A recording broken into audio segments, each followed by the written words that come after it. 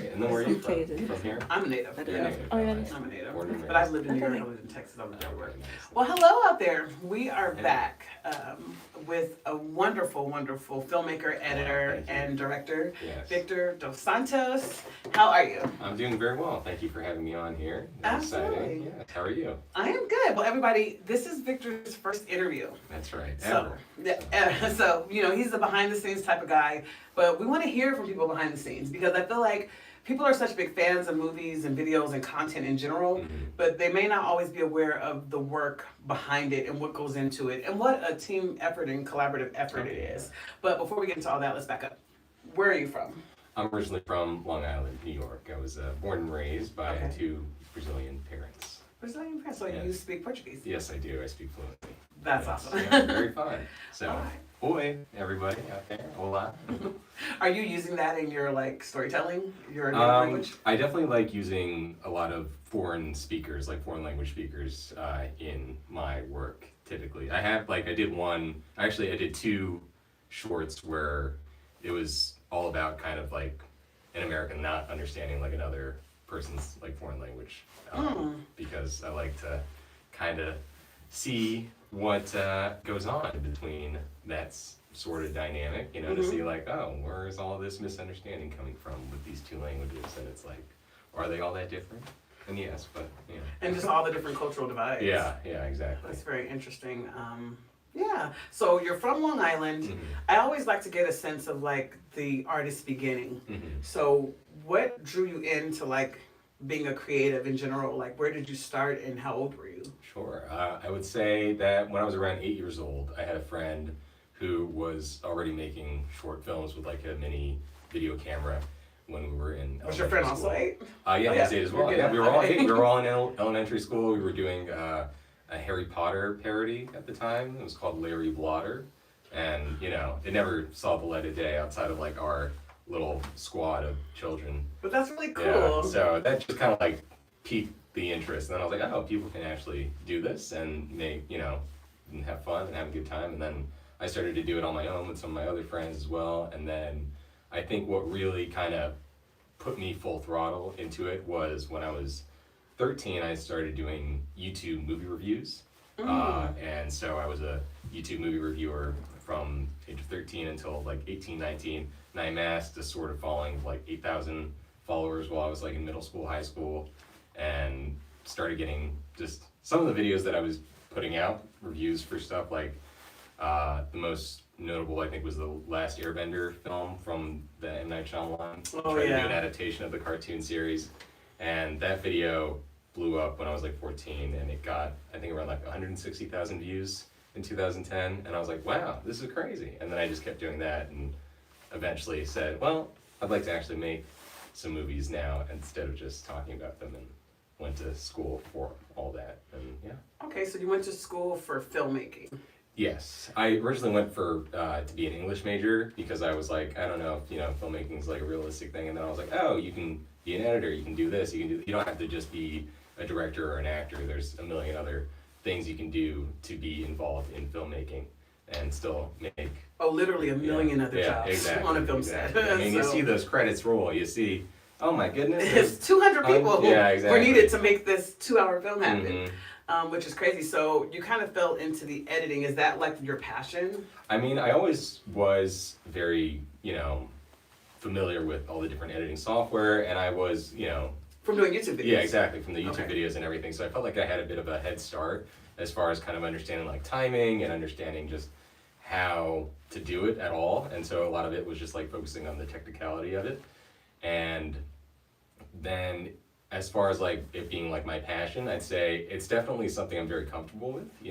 I love just kind of being able to sit in my bedroom and like not have to like leave or anything, and just And like not really do it with people. exactly. I just like get the footage usually, and like I kind of just do my own thing, and then if need be, I will then have like a sit down sort of session with a director or whoever is involved. Like maybe it's like agency producer or something like that if it's a commercial. But then for the most part, it is just kind of me getting to sit around, chill, do my thing, and then kind of just ask people for their feedback after the fact. And it's pretty nice, and I like that aspect of it a lot. Yeah, it's Yeah. definitely a special kind of person that edits because it's a lot of time goes into what you do. For sure. An extreme amount of time. I mean, sometimes a 2 hour, I don't want to say 2 hours, I'm not even going to a 2 minute video can take 19 hours to edit. Oh my, People don't understand that. Yeah, it's kind of crazy. So because there's so many different ways you can do it, Yeah, but there's so many other things there's so many takes to look over and different things like that. So you said you do commercials, you do music videos. Any projects that you've done that stand out as like your favorite project? Oh, for sure. I mean, I worked on, if you're familiar with Andre 3000 from Outkast. Who's not? It's pretty crazy. He went into his flute era. Now he only does flute. So he had a visual album companion to the New Blue Sun album that he did. So I edited that. Really? So then I love that album. It was really awesome. Yeah, so it was really cool getting to sit with him and like kind of show him like everything I was. Well, what was he like? It was really chill. He wore the same outfit every day. Just kept wearing those overalls and brought his flute in. He'd just start playing it randomly at any given time. And it was very cute, very endearing. And he seemed like such a wholesome, nice person. And he was very, like, just nice to work with because he was very complimentary, very just cool dude. Good vibe. Good all around, vibe. So that was definitely stand out. Yeah, for sure. Project. Yeah, I He's mean, a legend. That's a big one. And then I think the other one that I loved the most was this. I did my first movie trailer that actually got released was for this movie called Black News, from this guy Khalil Joseph. He does like a lot of. He directed a lot of Lemonade, the Beyonce thing. Oh, nice. And this was his first foray into like feature filmmaking, and it's kind of like a hybrid documentary type movie. Uses a lot of found footage, uses some stuff that was actually shot for the movie, and it was very like neat, and it was a challenge to kind of put together a trailer for something that didn't have a very linear story, and it was cool that it worked, and the director Khalil was a fan and everything, and that was cool to get that kind of approval, because I feel like I'm always seeking people's approval. Oh, thank you so much for saying this is nice. Well, you have to, because you're putting out a product that people are going to judge. Exactly, yeah. And then, it was cool to see it. Because then when the movie actually came out, then it was just fun to see that trailer like popping up on like Instagram and stuff. And I was like, oh, I cut that, That's really dope. That was really rewarding because I felt like more people saw that than saw the New Blue Sun. I didn't even know that there was a visual component to the album, but I'm definitely going to go home and watch it today. It's on YouTube. It's really, editorially speaking, I wouldn't say I had to do all that much for it because so much of it is just like one take of him just sitting in this giant blue space. But like if you sit through the full like hour and whatever, you'll see like little small things kind of pop up, and those were my main contributions, I guess, to it. Oh, that's really cool. Yeah. Any jobs that stand out that you hated that you can talk about? Let's see. 'Cause I know how that goes. Okay. I mean, there's definitely some difficult situations. Like there was this one documentary I worked on that I won't go into names, of course, but I will say that the director was definitely a very difficult person, and like was at one point I was only tasked with doing the final conform of the documentary, which for those of you who don't know, it's like when you get the final video file and you get the final audio file, and pretty much you're just marrying the two together. It's not really a very complicated process at all. I've done it a bunch of times and everything, and did that, and then she screened it for like some small crowd of people, like I don't know, like future investors or whatever. And I guess she had an issue with the sound mix with it for the film, and she put me and the sound mixer in a group chat and just berated us like all night long. Like this was like I was already asleep and so was he, and it was like 1 a.m. till like 4 a.m. We're getting like a barrage of texts, like not necessarily like all one after another, but it's like within the span of like 4 hours of her just being like, I hate you boys, you guys, you ruined my movie. What did you have to do with the sound mixing? Literally, and that's exactly what I said. I said the next day, I was like, well, first I gave her like a breather, because clearly she was like going through something, or whatever. But then right after that, I explained, I have nothing to do with the mix. If you had an issue with the mix, you have to go to the mixer, And there's a way to do that as well. Like, it never ceases to amaze me because, I work in the business as well as a producer, how absolutely comfortable people are with talking to people crazy and treating people like shit. It never ceases to amaze me. I do not accept it. Yeah. She would have got something from me, and it would not have been that nice. People are way too comfortable being disrespectful to people in this industry. It is my absolute pet peeve. Like, just be kind to people. It's okay to be busy. It's okay to be overwhelmed. But it's never okay to be rude, to berate people, to be mean-spirited.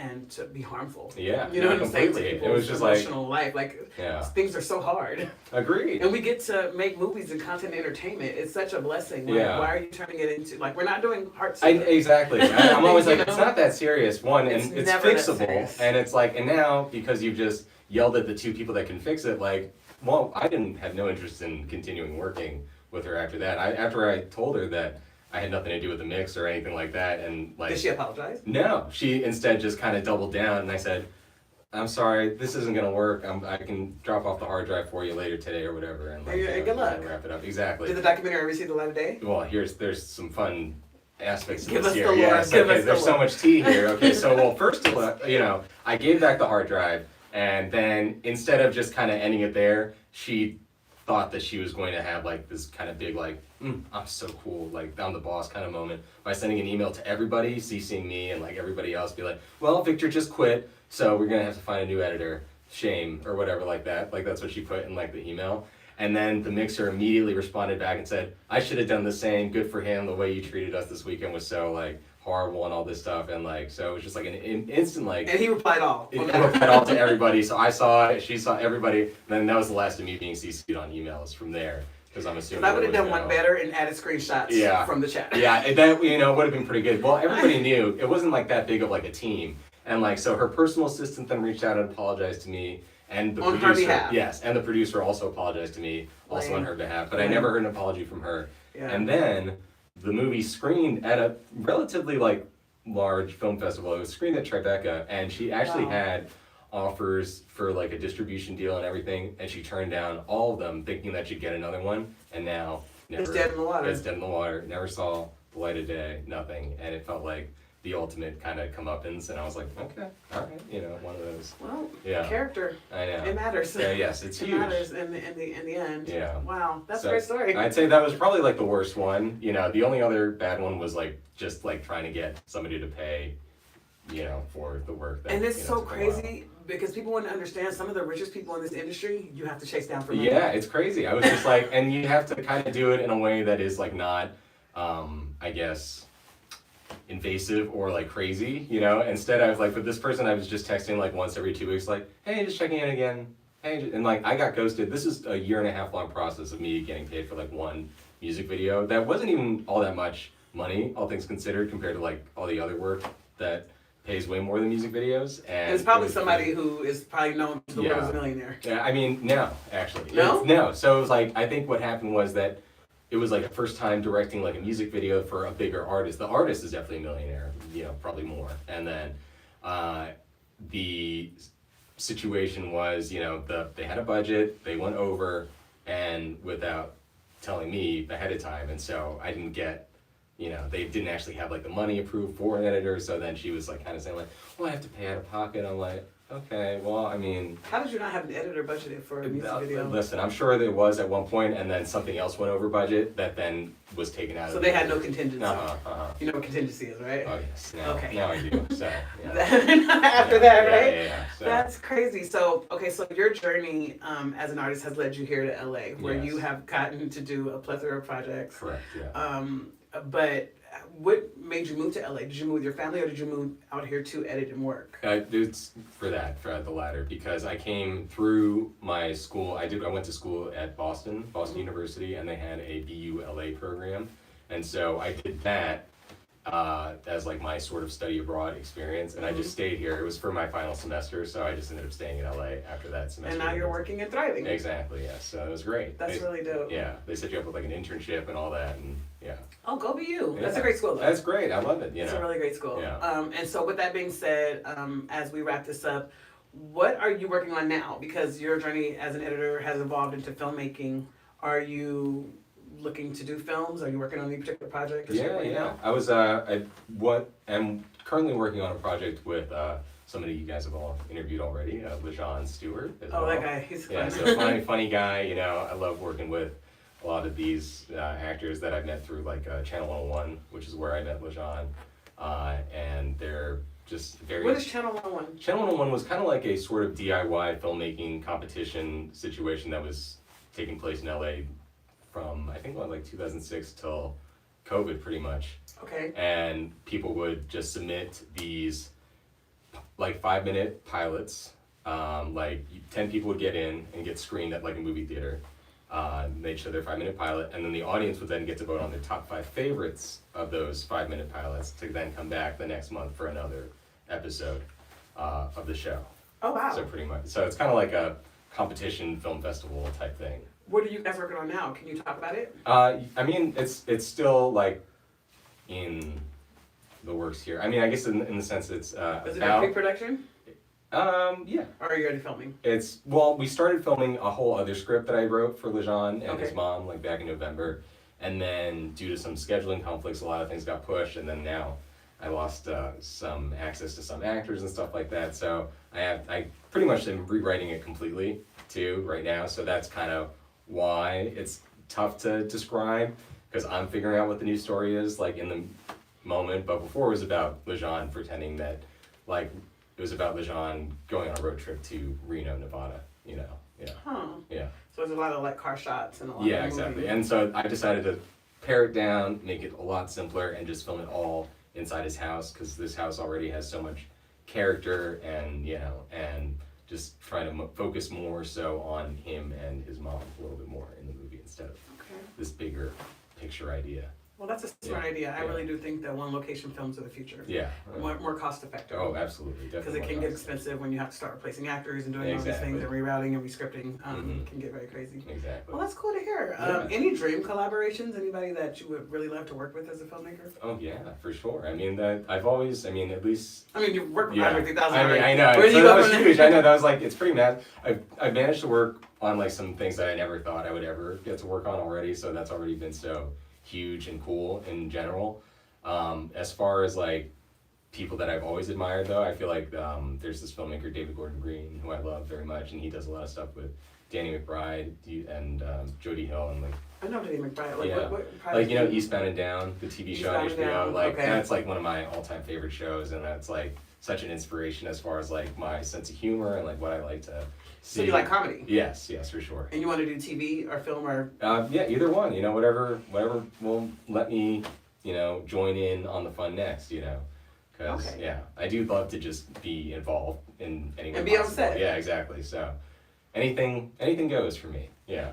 Okay, and now what advice would you have for, I guess I would say, a young person out there that's wanting to get into editing? Like, Yeah. what could you tell them that would help them and push them forward on their journey? I would say literally edit anything at all. Like if somebody is looking for an editor for something as small as like a behind the scenes video for a tech company or something like that, or like how to use this product, just take it and just kind of get as familiar with the software as possible, to the point where you can work really quickly, and that will take you pretty far. Because I think a big thing is just being really practical, really being like efficient at what you do, and yeah, I think that's a huge one, you know. Yeah, I think it's also really cool that now that you're filmmaking, you can edit your own stuff. Yes, well, that's You know such a exactly big one what you too. want. Yeah, you feel like you kind of have so much more control, and then you also know if you do also want to be a filmmaker too. I feel like editing is one of the best ways to know what to look for, because you'll run into all the issues that the directors that bring their footage to you run into, which is like, oh, I wish I'd gotten more of this shot or more of this or more of this, and it's like you just know how important coverage is and how important it is to kind of just film as much as you can. So That's really dope. And now, lastly, tell the people where they can find you. Are you on social media? I'm pretty much only on Instagram. I don't use it very much, but I do post about like whenever I'm doing something new, work-wise at least, and it's just dinner and then the number 4 and then dose. So dinner for dose. Yeah, exactly. My last name is Dos Santos. So. But it's dinner for 2, technically. Yes, exactly. That's also true. Exactly. Ah, Yes. it's a little double That's a entendre. little treat there. A little tricky treat.